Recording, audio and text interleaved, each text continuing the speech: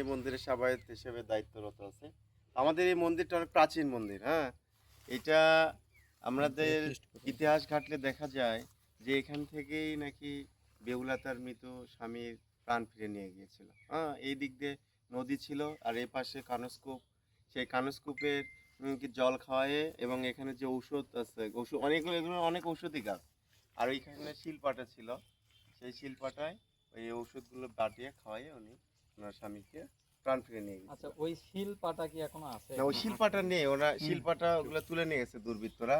আর এখানে অনেক এরকম কষ্টি পাথরের শিবলিঙ্গ ছিল, সেই শিবলিঙ্গগুলোও দুর্বৃত্তরা রাতে রাতে তুলে নিয়ে গেছে।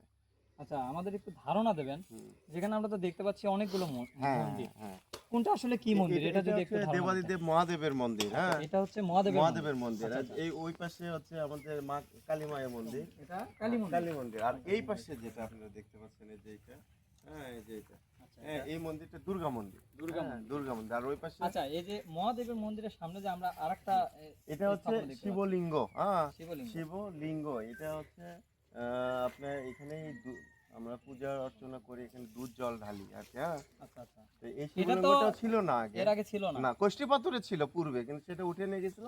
কিন্তু পরে আমরা এটা করেছি, করার পর গত শিবরাত্রিতে যে অনুষ্ঠান হয়, সেই অনুষ্ঠান আমরা এখানেই সম্পন্ন করেছি। আচ্ছা, এই সম্পত্তিটার আসলে অ্যাকচুয়ালি সম্পত্তি কত?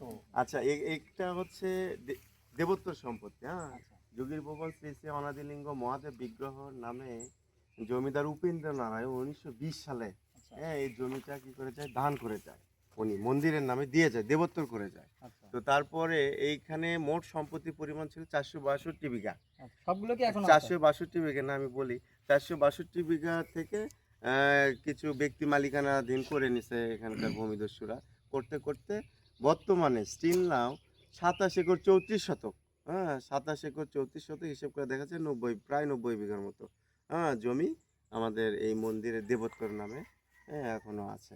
আচ্ছা, এই কানসকূপের রহস্যটা কি? আচ্ছা, এই কানসকূপের বিষয়টা, এই কানসকূপের দিয়ে একটা সুড়ঙ্গ, হ্যাঁ, এই সুড়ঙ্গ পথে একটা চলে মহাস্থান পর্যন্ত, মহাস্থান পর্যন্ত? মহাস্থান পর্যন্ত গেছে।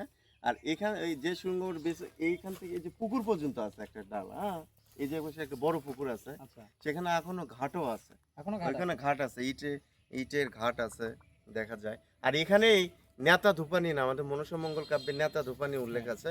উনি কি করতেছিল, কাপড় কাচতেছিল ওনার সন্তানকে মন্ত্র দ্বারা ঘুমিয়ে রেখে। তো বেহুলা যখন দেখে যে এরকম করে নেতা ধূপানে জল ছিটে দিয়ে ওর সন্তানকে জীবিত করতেছে, তাহলে আমার মৃত স্বামীকেও জীবিত করা যাবে, এই ভরসায় এখানে ভেলা আটকায়া ওই নেতা ধূপানে জিজ্ঞেস করে যে, মা, আমার মৃত স্বামীর কি আমরা প্রাণ ফিরে পাবো না? তখন উনি সাজেস্ট করে যে তুমি এখানে দেবাদিদেব মহাদেব আছে, ওনাকে যদি সন্তুষ্ট করতে পারো, তার সাথে ধ্যান তপস্যা করে, তাহলে উনি তোমাকে নিশ্চয়ই একটা উপায় বলে দেবে। তো যে কথা সেই কাজ, তখন উনি এসে এখানে মহাদেবের স্তব করার পর মহাদেব বলে যে এখান থেকে কানসকূপ থেকে জল এবং ঔষধ বাটিয়ে তোমার স্বামীকে খেয়ে দাও, তাহলে জীবিত হয়ে যাবে। আচ্ছা। এইটুকু আমরা জানতে যাই হোক, পারছি। আমরা তো শুনে আসছি যে এই বলেন। বেহুলা লক্ষিন্দার এবং চাঁদ সওদাগরের যে ইতিহাসটা, হুম, এটা মনসা মঙ্গল কাব্যে রয়েছে তো প্রথম ইতিহাস। হুম, হুম, আর আমরা তো জানি যে এটা মানে ভারতে ঘটা ঘটনা। আচ্ছা, এটা কিন্তু অনেকেই জানে। হ্যাঁ, এটা ভারতে, এগুলো তো ভারতীয় উপমহাদেশ। আচ্ছা, বাংলা কিন্তু আগে ভারতীয় উপমহাদেশ, এটা মহাদেশের কিন্তু মধ্যে ছিল। উপমহাদেশ, তাই না? তো যখন দেশ ভাগ হয়ে গেছে, আরেকটা বলি, আমাদের এই মন্দিরে দেশ ভাগের আগে, হ্যাঁ, দেশ ভাগের আগে অনেক সাধু ভক্ত, হ্যাঁ, আসতো, সেই ভারতের কর্ণাট থেকে, তামিলনাড়ু থেকে, নেপাল থেকে সাধুরা এসে এই যে ওই ভিতরে একটা অগ্নিকুণ্ড ঘর আছে, হ্যাঁ, জি, আমরা ওইখানে, শুনে আসছি। হ্যাঁ, ওইখানে ওনারা কি করতো, আগুন জ্বালিয়ে দিন রাত মানে যজ্ঞ করতো। তো দেশ ভাগ হয়ে গেল, ভারত থেকে সাধু সন্ন্যাসী আসা বন্ধ হয়ে গেল। তারপরেও লোকজন আসতো বাংলাদেশে বিভিন্ন জায়গা থেকে, কিন্তু পরে আস্তে আস্তে এটা আর কি ওইরকম করে সাধু সন্ন্যাসী আর আসে না। তো আমরা আপনাদের মাধ্যমে আমি একটা অনুরোধ রাখবো, রিকোয়েস্ট, সেটা হচ্ছে কি, আমাদের এই মন্দিরটা অনেক প্রাচীন, এখানে প্রত্যন্ত আর্কিওলজিক্যাল ডিপার্টমেন্টের মানে লোকজনেরা এখানে সাইনবোর্ড মারছে ঠিকই, কিন্তু কোনো সংস্কারমূলক কাজ আজও করেনি, যেটা আপনারা প্রমাণ দেখতে পাচ্ছেন, মন্দিরগুলো দিন দিন ধ্বংস হয়ে যাচ্ছে। আমরা করতে গেলেও বাধা দেয় যে এটা সরকারবাদী মামলা হবে, এ হবে, সে হবে।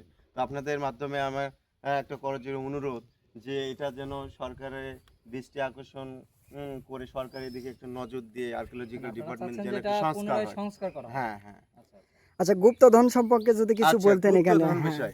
গুপ্তধনের বিষয়টা হচ্ছে কি আমাদের এই পাশেই এটা মন্দিরের জায়গার ভেতরে আচ্ছা। সাইটে ওইখানে কি আছে আমাদের যে পদ্মা দেবী, মনসা কি সর্প দেবী পদ্মা, ওনার বাসস্থান। হ্যাঁ, এটা আমরা শুনে আসতেছি এবং অনেক ফকিরেরাও ওইখানে এসে মানে ইয়ে ব্যাক করে চলে আসছে। ওইখানে অনেক বড় বড় সাপ বের হয়। হ্যাঁ, আজও আমরা ওখানে পূজা করি, দুধ দেই।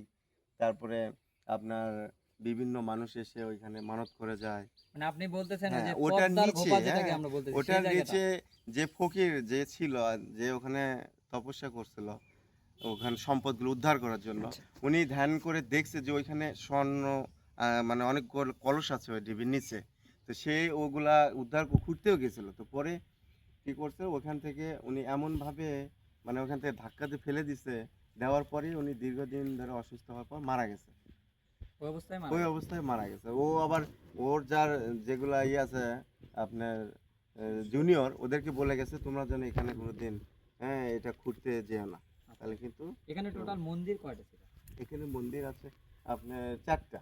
চারটা। হ্যাঁ, 4টা। মানে মেইন মন্দির 4টা ছিল। হ্যাঁ, সবগুলোতেই এখন পূজা হয়। সবগুলোতে আমরা পূজা স্টার্ট করে দিয়েছি। আগে তো কিছুই ছিল না, হচ্ছিল না, কারণ এখানে মাদকের আখড়া বসতো, বুঝছেন? বুঝতে তো পারছি। এটা আমরা মাদক মুক্ত করছি, ইউনো স্যার, প্রশাসন, ডিসি স্যার, হ্যাঁ, আমাদের এডিসি কালো স্যার উপজেলা। মধ্যে, হ্যাঁ হ্যাঁ হ্যাঁ, আচ্ছা। কাউলু উপজেলায় UNO sir Merin Afroz sir আমাকে খুব হেল্প করছে। তারপর এখন কাউসার হাবিব স্যারও খুব হেল্প করতেছে। আচ্ছা, আচ্ছা। হ্যাঁ, কাউলু থানার ওসিরাও খুব সদয় যে আমাদের বিষয় নিয়ে।